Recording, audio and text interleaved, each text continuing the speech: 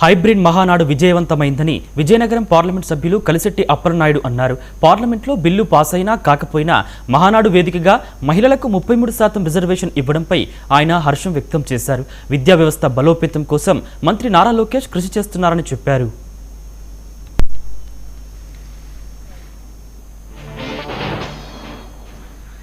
Working ప్రెసిడెంట్గా నారా లోకేష్ గారు ఒక ప్రపోజల్ పెట్టారు. ప్రతిపాదన 33% రిజర్వేషన్లు రాబోయే 29 సాధారణ ఎన్నికలకి మేము కల్పిస్తున్నామని చెప్పేసి వారు ప్రకటించిన తర్వాత యావత్ దేశం అంతా కూడా దాన్ని స్వాగతించింది. ఇది ఒక చరిత్రాత్మకమైన నిర్ణయం.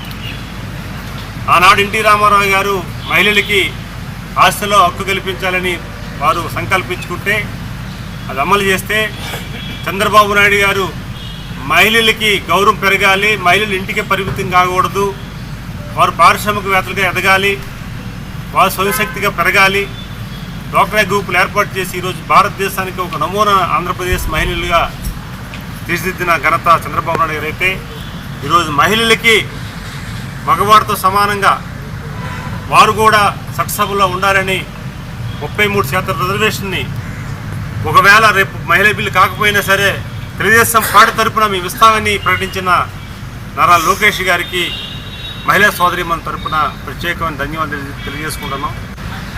మా వర్కింగ్ ప్రెసిడెంట్గా నారా లోకేష్ గారు ఒక ప్రపోజల్ పెట్టారు.